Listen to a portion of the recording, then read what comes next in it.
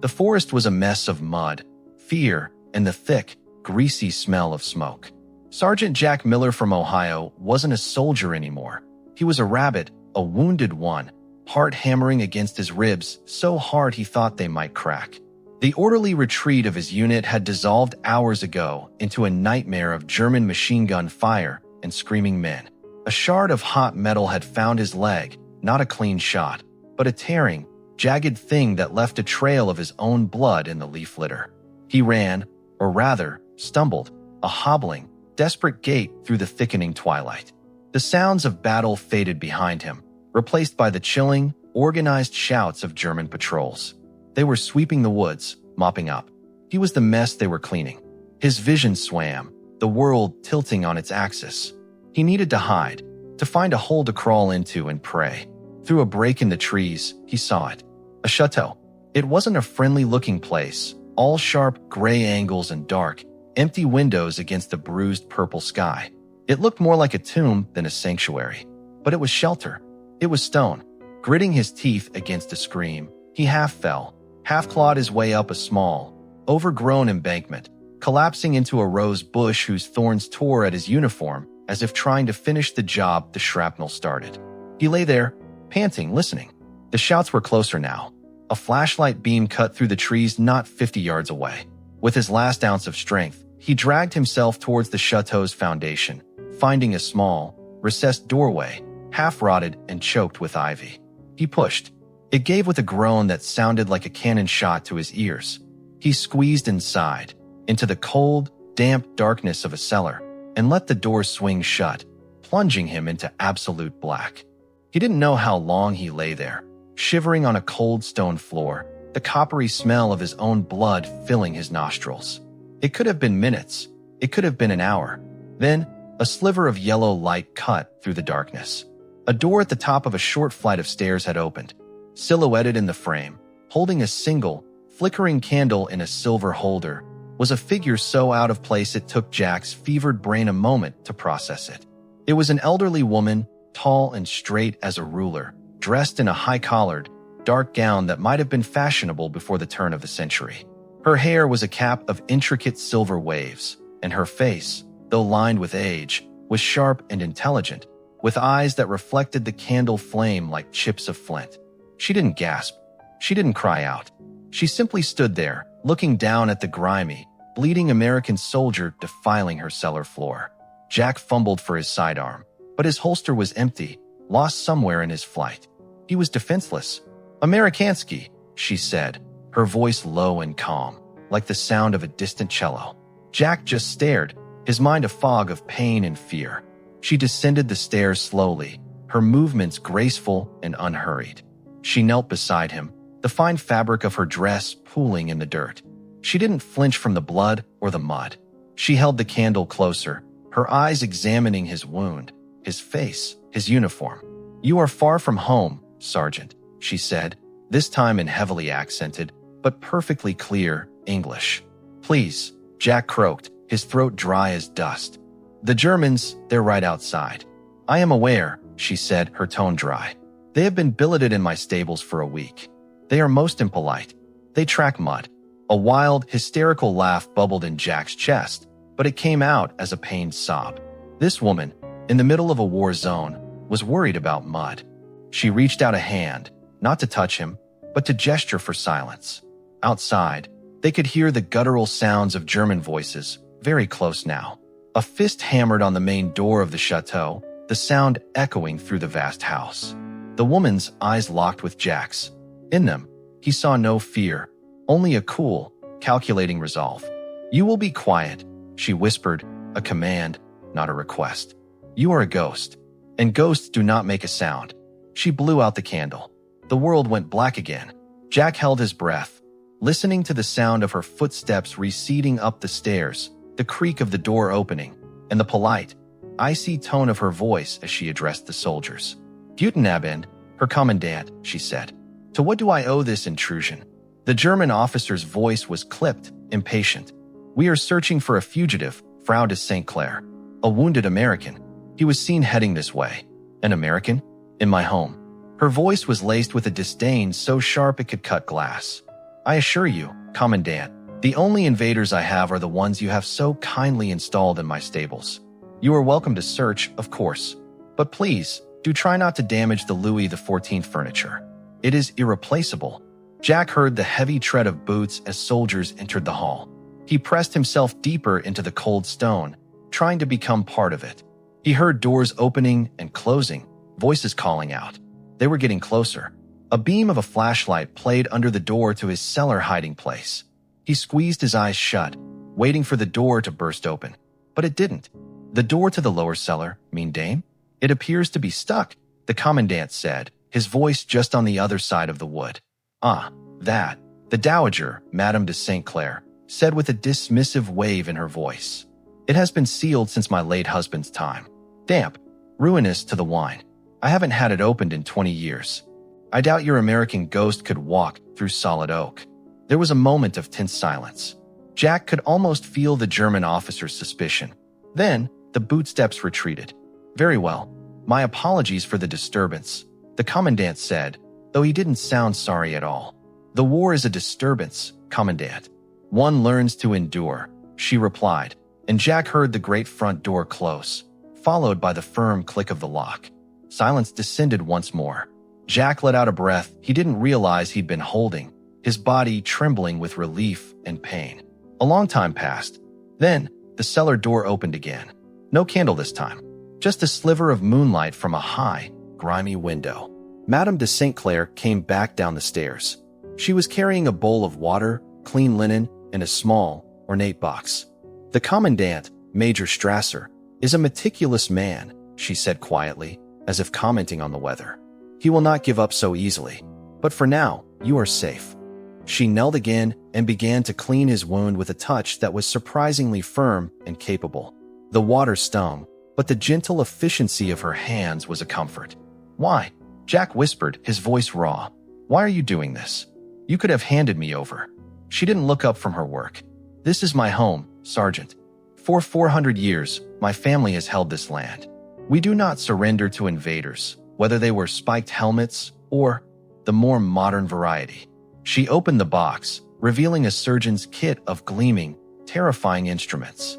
And besides, you are a guest, and a guest in need. She selected a long, thin pair of forceps. This will be unpleasant. As she leaned in to probe the wound for the shrapnel, Jack clenched his jaw, his eyes fixed on her serene, unyielding face in the moonlight. He was behind enemy lines, wounded, hunted by a suspicious German officer, and his only ally was an elderly French noblewoman who looked like she could stare down a tiger.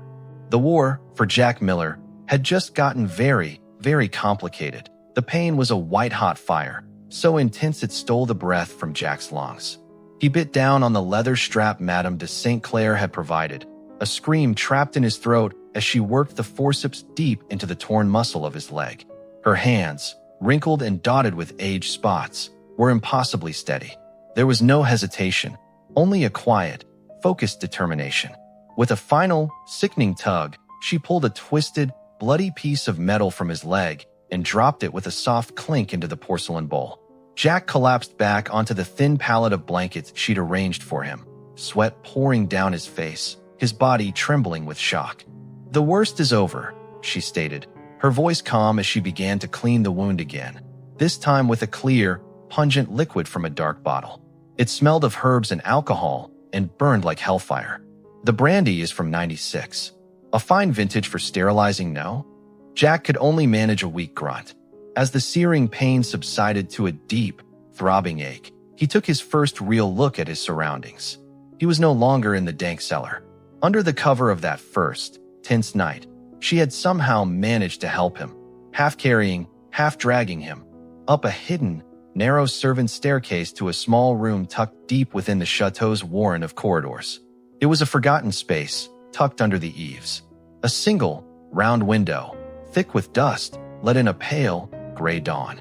The room was filled with sheet-draped furniture that cast long, ghostly shadows. It smelled of old wood, lavender, and now, faintly, of blood and antiseptic. "Where are we?" he rasped. "The old seamstress's quarters," she replied, tying off a clean bandage with a practiced knot. "It has not been used in decades." The Germans have no reason to search here. They are content with the main floors and the stables. She sat back on a small, wooden stool, regarding him with those piercing flint-chip eyes. You will remain here. You will be silent. You are a mouse in the walls. Do you understand, Sergeant? Jack, he said, the word automatic. My name is Jack Miller. A faint, almost imperceptible smile touched her lips. Elise de St. Clair, she replied, with a slight incline of her head. It was a gesture from another world, another time. Now, Jack Miller from America, you must rest. You have lost much blood. And so began Jack's life as a ghost. The days blurred into a strange, quiet rhythm. Elise was his only connection to the world. She would appear at odd hours, slipping through a cleverly concealed door that was, to any casual glance, part of the wallpapered wall. She brought him broth, tough black bread, and occasionally a precious piece of cheese or a small apple. She brought news, delivered in her dry, understated way. The commandant, Strasser, has taken a liking to the library, she mentioned one evening, placing a bowl of thin soup on an upturned crate beside his pallet. He admires the bindings, but has appalling taste in literature. He prefers sentimental poetry to philosophy. A Philistine. Another time, she arrived looking more severe than usual. They have installed a radio in the drawing room. The static is intolerable, and they play Wagner, at volume. She said the composer's name as if it were a disease. Jack learned to read the subtle shifts in her demeanor. The tightening around her eyes meant Strasser was in a particularly suspicious mood. A certain tilt of her head meant a patrol was sweeping the grounds. She was a master of observation, a conductor of silent information in her own occupied home. His strength returned slowly. He practiced moving silently around the tiny room, testing his leg. It was healing, but it was stiff and weak. The idea of escaping, of trekking through dozens of miles of German-held territory to find his unit, felt like a fantasy. But it was a fantasy he clung to. It was his duty. One afternoon, as rain pattered against the round window, he heard new voices below, harsh, male, and loud. He pressed his ear to the floorboards. A thorough inspection of the upper floors, mean dame. A voice he recognized as Strasser's was saying, "For structural integrity. The recent rains have been heavy." Jack's blood ran cold. The upper floors, where he was. "Your concern for my roof is touching, Commandant." Elise's voice floated up, laced with that familiar, icy sarcasm. "But I assure you, the masonry has survived worse than a spring shower. It has survived revolutions." Nevertheless, Strasser insisted, his tone leaving no room for argument. "We will begin tomorrow. For your own safety." The bootsteps receded. A few moments later, the hidden door whispered open. Elise stood there, her face a mask of calm, but Jack could see the alarm in her eyes. "You heard?" she asked. Jack nodded, his mind racing. "I have to get out of here. Tonight." "And go where?" she asked, her voice sharp. "You cannot even walk to the end of the hall without a limp a blind man could see. They would catch you before you reached the tree line. Then what? I can't just sit here and wait for them to find me." "No," she agreed, her gaze sweeping the room. It settled on the largest of the sheet-draped shapes. "You will not be here when they come." That night, under the cover of a howling wind that rattled the ancient window panes, they moved him again. This time, it was even more harrowing. The journey was not to another room, but into the very bones of the chateau. She led him to the end of the corridor, pressed a hidden panel, and a section of the wall swung inward to reveal a dark, narrow space. "The walls are thick," she whispered, handing him a canteen of water and a small loaf of bread. "There are spaces between the stones for the servants to move unseen in more discreet times. You will be safe here. It will be uncomfortable, but it is safe." Jack crawled into the darkness. It was a vertical coffin, a gap barely wide enough for him to sit down. The stone was cold and rough against his back. "How long?" he asked, his voice echoing slightly in the confined space. "As long as it takes," she replied, and he could hear the grim resolve in her voice. "I will knock twice, like this," she demonstrated with a soft tap-tap on the wood, "when it is clear." She began to close the panel, plunging him into utter blackness. "Madam," he whispered into the void. The movement of the panel stopped. "Yes, Sergeant." "Thank you." There was a pause. "Do not thank me yet. Jack Miller," she said softly. The hunt has only just begun. The panel clicked shut. He was alone, entombed in the heart of the enemy's lair, his fate resting entirely in the hands of a formidable old woman and the strength of a centuries-old wall. The sound of the German soldiers, their voices and their boots, felt terrifyingly close, just on the other side of the stone. He was no longer a mouse in the walls. He was the wall itself. The darkness in the wall was absolute. It was a thick, suffocating blanket that pressed in on Jack from all sides. He couldn't see his own hand in front of his face. Time lost all meaning, stretching and compressing in the void. He measured it only by the rhythm of his own body. The dull, persistent throb in his leg, the dry ache of thirst, the cramping of his muscles in the cold, stone confines. He could hear everything. The old chateau, silent and grand on the surface, was a living, breathing entity in its hidden passages. The sound traveled through the stone and ancient timber with an eerie clarity. He heard the comings and goings of the German soldiers like a play performed just for him. He learned their routines. The heavy, confident tread that was always Commandant Strasser, usually followed by the lighter, quicker steps of his adjutant, a man named Vogel. He heard the clatter of boots on the main staircase at 0600 hours, the smell of their strong coffee and tobacco smoke sometimes drifting through invisible cracks. He heard their laughter, coarse and loud, during their meals, a sound that felt like a violation of the chateau's dignified silence. And he heard Strasser's voice, more than any other. It was a cultured, precise baritone, but it carried a razor's edge of cold authority. The maps, Vogel. Strasser's voice filtered through the wall one morning, crisp and clear. Jack pressed his ear to the cold stone. They were in the study, the room directly adjacent to his hiding place. The American unit has regrouped across the river.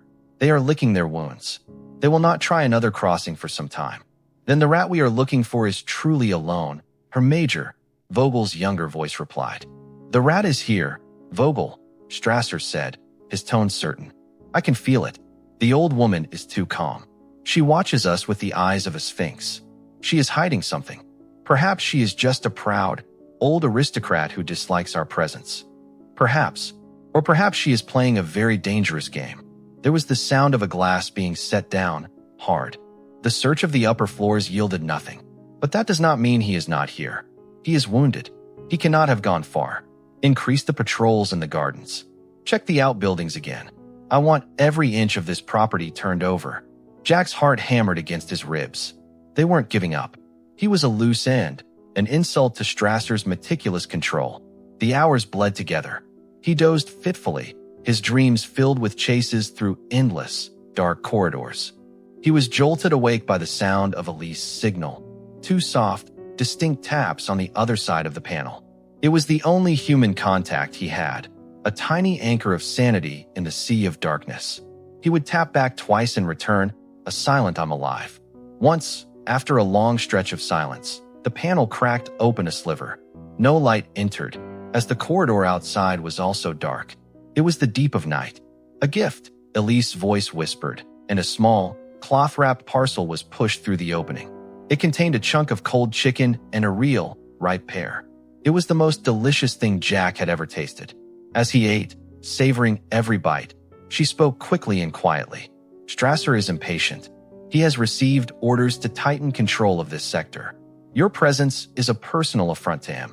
He feels you are mocking him from the shadows. I don't feel much like mocking, Jack whispered back, his voice hoarse from disuse. A fact that is lost on him, she replied. He is a man who sees conspiracy in the dust motes. It makes him dangerous, but also predictable. She told him about the layout of the land, the location of the German sentry posts, the path through the woods that led to the river. She was, piece by piece, giving him the tools for his escape. But every time she mentioned it, a knot of something unexpected tightened in Jack's stomach. It wasn't just fear. It was a sense of responsibility. He couldn't just run and leave her here to face Strasser's wrath. One evening, the sounds from the study were different. Softer.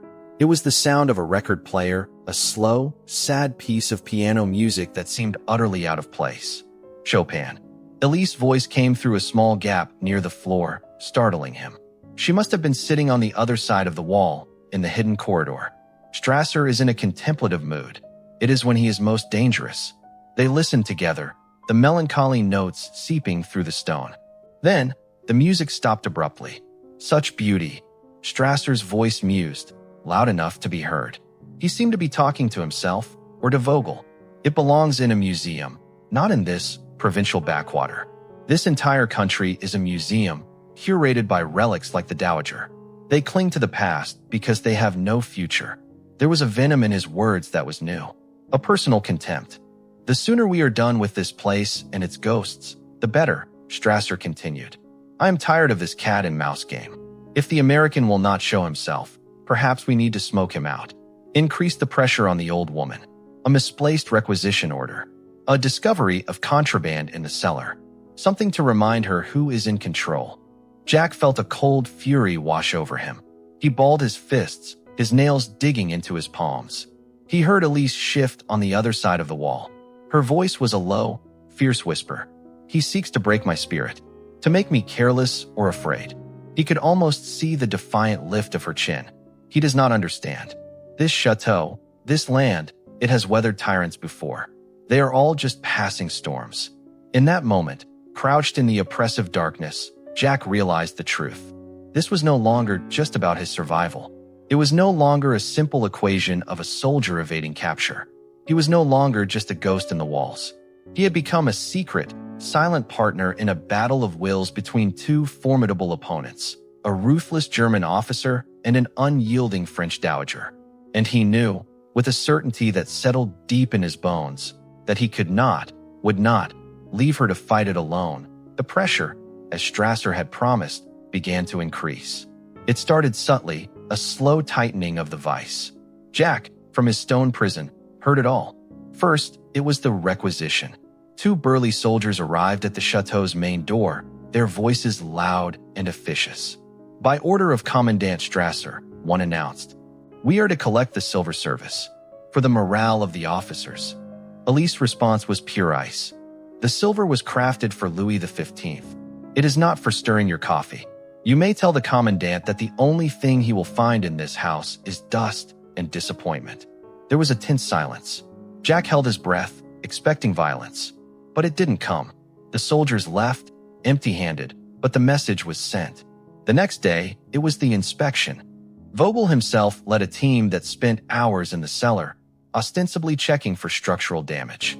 Jack heard the thuds and scrapes as they moved crates and barrels, their voices echoing up through the floorboards.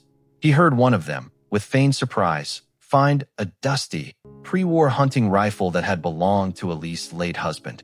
"This is contraband, mean dame," Vogel said, his voice slick with false regret.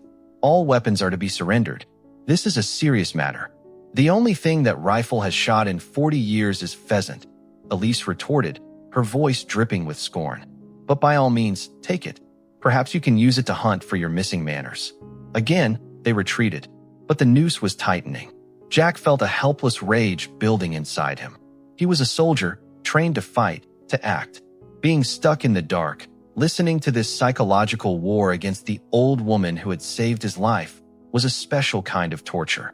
His leg was stronger now, the stiffness giving way to a manageable ache. The desire to burst out of the wall and confront Strasser was a physical urge. That night, during the safe, dark hours, Elise opened the panel fully. She handed him a fresh bandage and a small pot of salve. "For your leg. The comfrey will help with the stiffness." As he applied it, he spoke, his voice low and intense. "I can't stay in here anymore, madam. I can't just listen to him do this to you.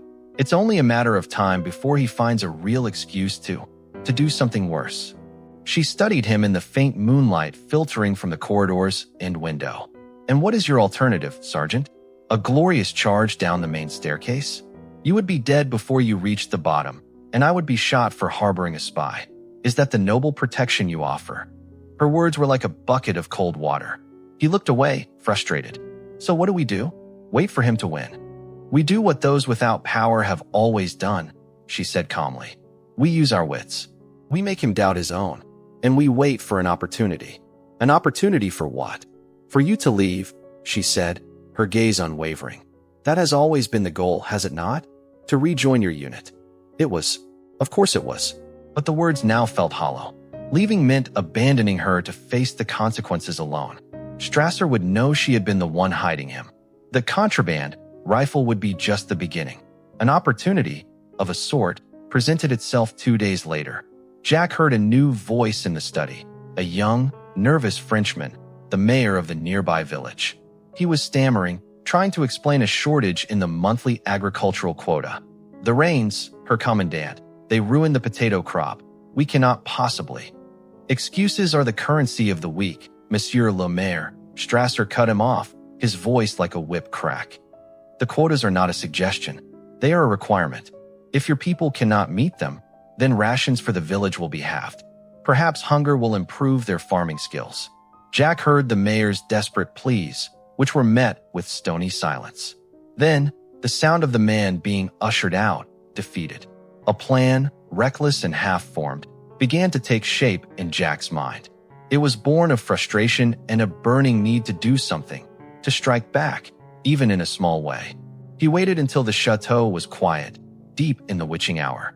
Using a thin sliver of wood he had peeled from a beam, he worked it into the lock of the study door from the inside of the wall. It was a crude tool, but after an hour of painstaking, silent effort, he felt the mechanism give. He pushed the hidden panel open just enough to slip through, emerging into the commandant's inner sanctum. The room smelled of leather, cigars, and power. Moonlight streamed through the tall windows, illuminating the large oak desk. His heart was a drum in his chest. This was madness. He moved quickly, his eyes scanning. He saw the maps, the neat stacks of papers, the radio. His target was the requisition order for the village's punitive rations. He found it, a crisp document with Strasser's sharp signature at the bottom. He didn't destroy it. That would be too obvious. Instead, he did something subtler. Using a fountain pen from the desk, he carefully, perfectly, added a single, looping zero to the quota for potatoes. He made the number 10 times larger than what was already impossible. Then, he slipped back into the wall, sealing the panel behind him. The effect was not what he expected. The next day, he heard Strasser and Vogel in the study. "This is absurd," Vogel exclaimed, holding the requisition order. "This number is a fantasy. The region cannot produce this." There was a long, deadly silence. Jack waited for the explosion, for the accusation of sabotage. But Strasser's voice, when it came, was quiet, thoughtful. A clerical error from headquarters. "They are fools, drowning in paperwork. Send a correction." And Vogel, his tone hardened. "This mistake never happened. I will not have my efficiency questioned by some idiot with a stamp." Jack's plan had failed. It hadn't caused chaos. It had been dismissed as a bureaucratic blunder. He felt a flush of shame at his own naivety. He was a soldier, not a spy. But then, something else happened. Later that afternoon, Strasser summoned Elise to the study. Jack pressed his ear to the stone, his blood running cold. "The village mayor was here," Strasser began, his tone conversational. He pleaded for his people. A pathetic display. "It seems there is a shortage of potatoes. I am devastated to hear it." Elise replied, her voice flat. "Are you?" Strasser asked. There was a new, probing quality to his voice. "It is interesting. This morning, I discovered a discrepancy in my paperwork. A number had been changed. An amateurish attempt at sabotage." Jack froze. "It seems our ghost has grown bold," Strasser continued, a slow, cruel smile in his voice. "He is not just hiding. He is trying to fight back.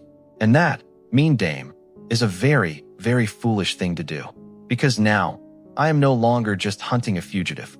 I am hunting an insurgent. And I will burn down every shadow in this house to find him."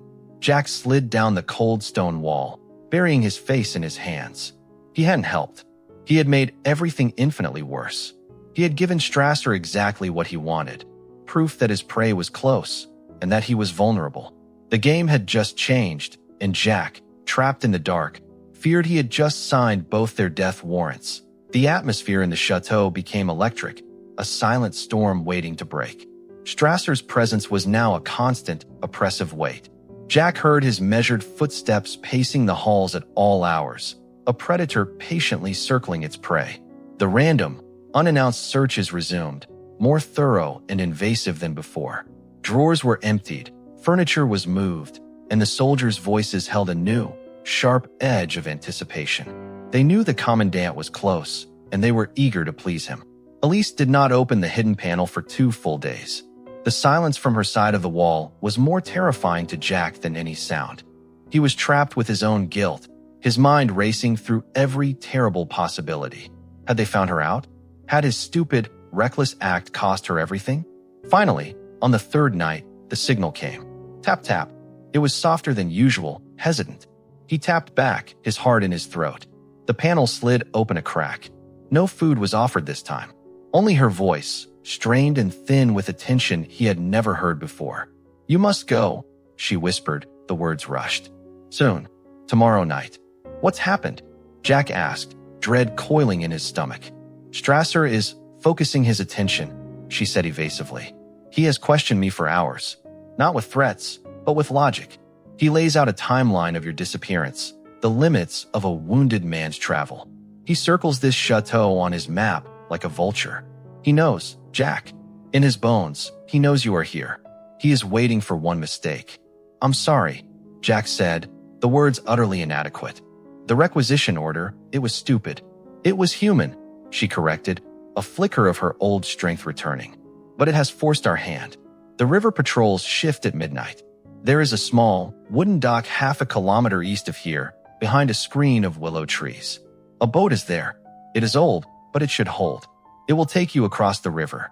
It was the chance he had been waiting for. The path to freedom laid out before him. But the thought of taking it now felt like a betrayal. "And what happens to you when I'm gone?" he asked, his voice hard. "He'll know you helped me. What he will do, he will do." She interrupted, her tone final. "This is my home. My fight. You are a soldier. Your fight is elsewhere." She pushed a small, heavy bundle through the opening. It was his salvaged and cleaned sidearm, the weight of it familiar and comforting in his hand. Along with it was a small, folded piece of paper, a map. "The path is marked. Memorize it and destroy it." "Madam, I can't just." "You can, and you will." She cut him off, her voice softening almost imperceptibly. "You have been a most peculiar guest, Jack Miller. Now, be a good one and leave." The panel clicked shut. He was alone again, clutching the cold metal of the pistol and the fragile paper that meant his life. The escape was on. It was what he had prayed for. So why did it feel like a defeat? The next day was the longest of Jack's life. Every sound from below was a potential prelude to disaster. He heard Strasser's voice more frequently, sharper, more impatient. The tension was a wire stretched to its breaking point. Then, in the late afternoon, it snapped. He heard the commotion from the main hall. Not the usual boot steps, but a scuffle and a voice he recognized. Old, quavering, and filled with defiance. It was Monsieur Durand, the groundskeeper, a man in his 70s who Elise had secretly been sharing food with from her own scant supplies. "I have seen nothing. I am an old man. I tend to the roses." Durand cried out. "You were seen," Vogel's voice sneered. "Coming from the kitchen after curfew. With a sack." "What was in the sack, old man?" "Scrags. For the rabbits." "There are no rabbits." Strasser's voice cut in, cold and flat. "You were stealing. Or you were taking food to someone. The American." "No, I swear it. On my soul." "Your soul is of no consequence to me," Strasser said. There was a sickening sound of a blow, a cry of pain, and the thud of a body hitting the marble floor. Jack's blood turned to ice. He knew what was happening. Strasser, frustrated and out of patience, was using brutality to force a confession, to smoke out his quarry. From his hiding place, he heard Elise's voice, sharp as a blade. "Stop this. He is an old man. He knows nothing." "Then you tell me, mean dame." Strasser's voice was dangerously quiet. "You tell me where he is, or I will have this man shot for collaboration. Right here, on your fine marble floor. His blood will be on your hands." A terrible silence fell. Jack could picture the scene. The proud old woman, the terrified groundskeeper, the smug German officer. He knew, with a chilling certainty, what would happen next. Elise would never break. She would let Durand die before she betrayed a guest. It was the code she lived by, a code as unyielding as the stone around him. He couldn't let it happen. He couldn't let another person die for him.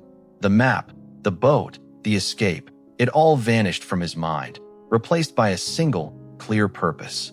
He checked the pistol. One magazine. Not enough to fight his way out, but enough to cause a distraction. enough to draw the wolf away from its other prey. This was no longer about duty to his unit. It was about something more profound. It was about not leaving a friend to face the storm alone. Taking a deep breath, he placed his hand on the hidden panel. He wasn't going to sneak out under the cover of darkness. He was going to walk out into the light. He was done being a ghost. He pushed the panel open, stepping out of the darkness and into the corridor. The light from the hall windows stung his eyes. He could hear Duran's ragged breathing, Strasser's cold, expectant silence. He didn't run. He walked, his boot heels clicking deliberately on the wooden floor, his leg protesting but holding firm. He moved towards the top of the grand staircase, looking down into the main hall. He saw it all. Durand on his knees, held by two soldiers. Vogel, with his pistol drawn. Strasser, standing with his back to him. And Elise, her face a pale, furious mask, her eyes locked on the commandant. He raised his pistol, not at Strasser, but at the large, crystal chandelier that hung above them. Commandant, Jack's voice echoed through the vast space, strong and clear, every bit the American sergeant he was. Strasser froze, then slowly, very slowly, turned around. His eyes widened for a fraction of a second before his face settled into a mask of cold, triumphant satisfaction. Elise gazed shot to Jack.